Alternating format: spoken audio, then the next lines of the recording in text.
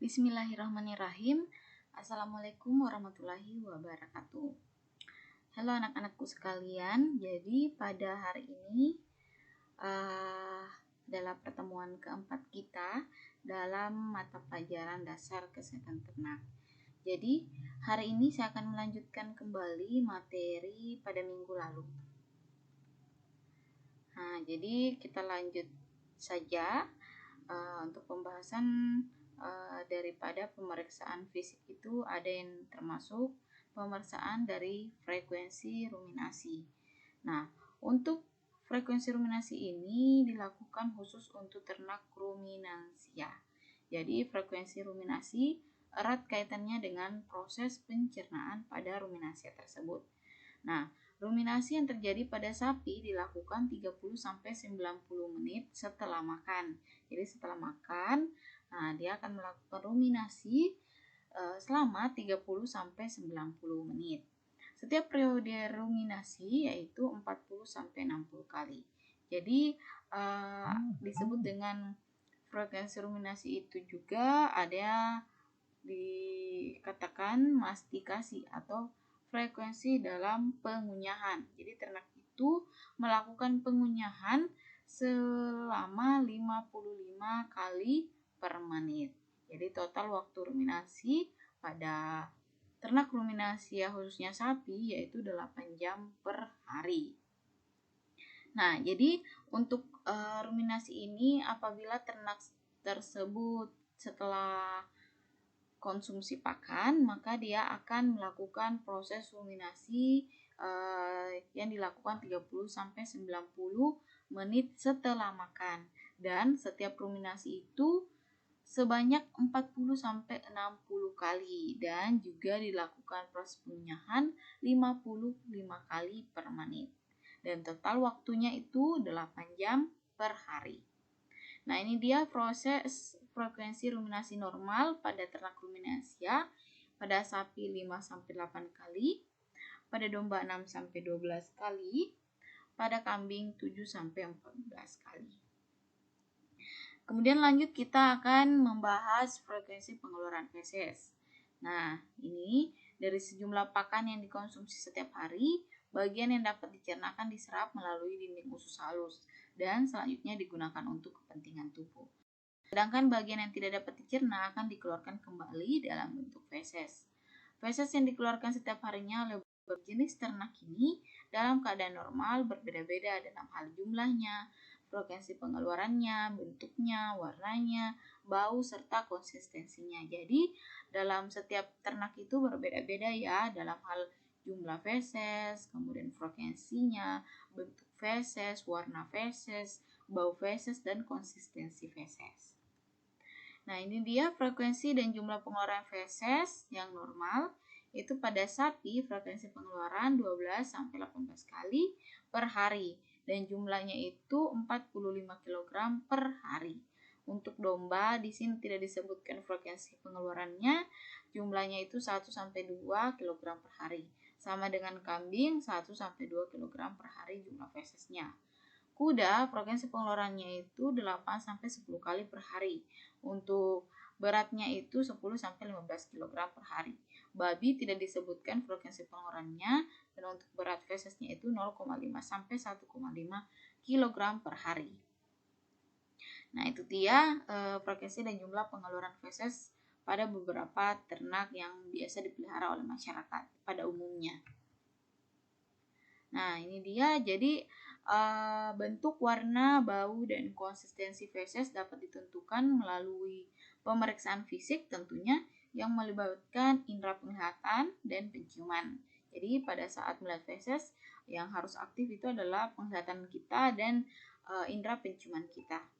Warna dan bau feses setiap jenis ternak tentunya berbeda-beda tergantung dari jenis pakannya. Ternak yang banyak mengkonsumsi pakan dengan warna kehijauan, maka feses normalnya akan berwarna kehijauan. Sedangkan ternak yang mengkonsumsi pakan berupa jerami yang berwarna kecoklatan, maka fesesnya juga akan berwarna kecoklatan. Dan begitu pula dengan jumlah feses, frekuensi pengeluaran, dan keadaan feses yang tidak normal ada hubungannya dengan suatu penyakit atau gangguan pencernaan. Nah, pada feses juga dapat dibuktikan ada atau tidaknya infestasi parasit. Nah, oleh karena itu pemeriksaan feses perlu dilakukan, terutama jika ternak tersebut menunjukkan gejala-gejala yang kurang normal atau tidak normal dan feses yang mencurigakan. Nah, ini dia ada gambar daripada ternak sapi yang sedang baru saja sudah mengeluarkan feses dan fesesnya itu tertumpuk di bawahnya. Kita bisa lihat bentuk fesesnya itu karena ini bercampur dengan urin, makanya dia agak encer kelihatannya, dan untuk warnanya itu berwarna kehijauan ya, berarti dia konsumsi pakannya itu mungkin hijauan yang seperti rumput gajah yang mungkin dicampur dengan dedak dan juga ada campuran urin, makanya terlihat seperti encer, padahal sebenarnya bentuk fesesnya ini normal. Kemudian bentuk fisik feses yang tidak normal dapat dikatakan diare atau mencret. Keadaan diare sering ditandai dengan feses encer dengan warna coklat kemerah-merahan atau karena bercampur dengan darah. Hal ini menunjukkan ternak tersebut mengalami gastritis atau enteritis akibat luka yang terjadi pada selaput lendir lambung atau usus. Jadi, kalau misalnya kalian menemukan diarenya sapi itu encer atau kambing itu encer, maka itu tidak normal atau dia mengalami diare. Itu disebabkan karena ternak tersebut mengalami gastritis atau enteritis yang disebabkan adanya iritasi pada usus atau lambung. Nah, diare berdarah ini sering dijumpai pada ayam, di mana gejala mencret lainnya itu juga sering dijumpai pada ayam dengan warna putih, mencret dengan warna putih atau berbusa atau warna kehitam-hitaman ataupun ada yang bercampur dengan darah. Feses yang tidak normal biasanya juga ditandai dengan bau yang busuk sekali dan perlu dilakukan pemeriksaan mikroskopis dilakukan terutama untuk memeriksa adanya telur cacing atau dengan adanya protozoa. Nanti kita akan lakukan praktikum seperti ini ya. Jadi kita akan lakukan pemeriksaan mikroskopis pada feses tentunya di bawah mikroskop dan dilakukan di laboratorium. Nah, ini adalah feses yang normal atau feses yang sudah beberapa mengering. Ini dikumpulkan di kandang karena kita akan membuatnya atau menjadikannya pupuk kompos. Nah, jadi untuk selanjutnya ada frekuensi pengeluaran urin. Nah, urin dikeluarkan melalui sistem urogenitalia yang meliputi organ kelamin berupa kandung kemih, ginjal, dan saluran-salurannya. Jadi, organ urinaria secara anatomi ini berhubungan dengan adanya organ genitalia. Oleh karena itu, adanya kelainan pada organ urogenitalia dapat dideteksi dari urin yang dikeluarkan. Pemeriksaan fisik urin ini meliputi jumlah urin per hari, kemudian warnanya, bau, berat jenis, dan sedimen. Dan produksi urin setiap jenis ternak itu berbeda-beda dan dipengaruhi oleh pakan dan air minum, iklim, dan juga aktivitasnya. Jadi begitu pula dengan urin, hampir sama dengan feses. Jadi untuk pemeriksaan fisiknya itu perlu dilihat berdasarkan jumlahnya, warnanya, apakah ada perubahan warna yang kalau normal itu berwarna kuning yang ke orange. Kalau misalnya dia ada masalah berarti kuning kemerahan atau kuning kehijauan atau kuning kecoklatan. Nah, untuk baunya itu biasanya bau ya pada umumnya ya pesing. Untuk bau urin itu dan berat jenis dan sedimen ini perlu dilakukan pemeriksaan secara mikroskopis. Nah, untuk produksi urin ini dipengaruhi oleh pakannya, minumnya, kemudian iklim dan juga aktivitasnya. Nah, untuk selanjutnya ya ini kebutuhan air minum atau frekuensi urin dan jumlah urin beberapa jenis ternak. Jadi sapi itu kebutuhan airnya itu 30-50 liter per hari. Nah, jadi lumayan tinggi ya untuk sapi ini, dan frekuensi pengeluaran urin yaitu 5-6 kali per hari. Jumlahnya itu 6-25 liter per hari. Domba atau kambing itu kebutuhannya itu 1-2 liter per hari. Frekuensinya itu 1-3 kali per hari. Jumlahnya itu 0,5-2 liter per hari. Untuk kuda 10-30 liter per hari. Frekuensi pengeluaran hampir sama dengan sapi. Jumlah liter yaitu 3-10 liter per hari. Babi ini hampir sama dengan kambing, namun untuk jumlah pengeluarannya itu 2-6 liter per hari. Anjing itu 0,1-3 liter per hari, jumlah frekuensinya itu 1-3 kali per hari. Jumlah pengeluaran itu 0,05 liter sampai 2 liter per hari. Kucing hampir sama dengan anjing, namun dia lebih sedikit daripada anjing dalam hal jumlah produksi urin, yaitu 0,075 sampai 0,2 liter 0,2 liter per hari.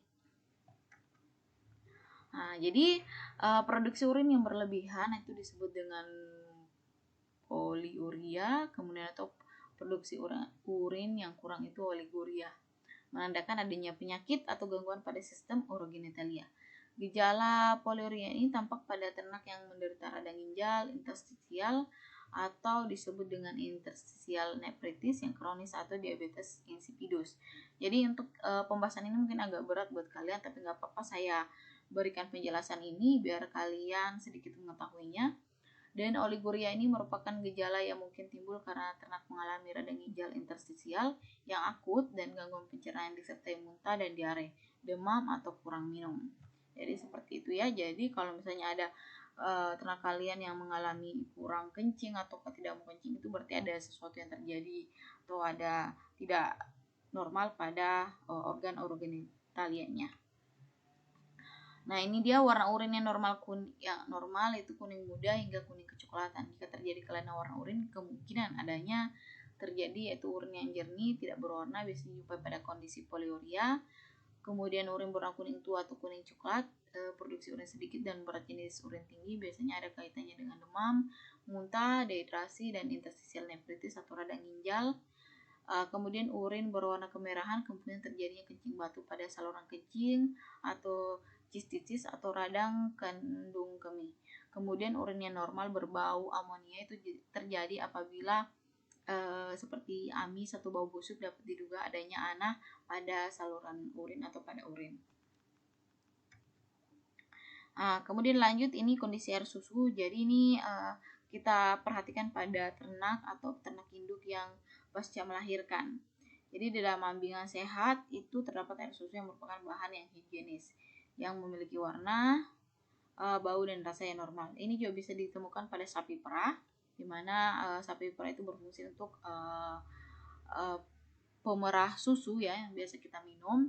Nah, ini mungkin kalau di Sulawesi ini kurang ditemukan, tapi kalau di daerah Jawa itu banyak banget peternak sapi perah. Nah, kemudian lanjut, akan tetapi air susu tersebut mudah mengalami perubahan tentunya ya, yang disebabkan oleh faktor peralatan dan tata laksana serta kesehatan ambing. Oleh karena itu, keadaan air susu dan keadaan ambing perlu menjadi perhatian ketika melakukan pemeriksaan. Karena begini, ambing itu sangat sensitif ya. Jadi kalau misalnya kita tidak betul-betul memperhatikan atau tidak jarang dibersihkan, itu akan menyebabkan ambing mudah terkontaminasi dengan bakteri ataupun debu yang berada di sekeliling kandang atau ternak tersebut. Nah, jadi yang perlu dilakukan, pemeriksaan ambing secara fisik dilakukan dengan cara inspeksi, yaitu dengan memperhatikan perubahan-perubahan yang terjadi pada kulit ambing dan puting. Pada ternak perah, setelah isi ambing diperah, pemeriksaan dilanjutkan dengan cara palpasi terhadap konsistensi kelenjar ambing. Jadi harus dipegang. Nah, juga perlu dilakukan pemeriksaan suhu dan kemungkinan adanya benjolan abnormal pada ambing. Bila ada bagian ambing yang tampak membengkak, keras, dan kadang-kadang menonjol, maka ada kemungkinan ternak mengalami mastitis atau radang ambing. Kemudian keadaan air susu dari penderita mastitis ini berbeda dengan air susu dari ternak yang sehat. Kelainan dapat diamati dengan memperhatikan warna, bau, dan lendir atau gumpalan yang terdapat di dalam air susu. Jadi setelah kita melakukan pemeriksaan inspeksi pada ambing, kemudian kita lakukan pemeriksaan palpasi pada ambing, kita ketahui apakah ada benjolan atau kelenjar pada ambing, kemudian kita periksa suhunya, lalu kita periksa pada air susu yang telah kita perah. Jadi kita lihat di situ, inspeksi juga, amati juga dengan memperhatikan warna air susu, bau air susu, dan apakah ada lendir atau gumpalan yang terdapat pada air susu tersebut. Oke, mungkin sekian pada materi hari ini kita pelajari. Jadi tugas kalian itu adalah merangkum dari materi yang saya berikan pada hari ini. Oke, wabillahi taufiq wal hidayah. Wassalamualaikum warahmatullahi wabarakatuh.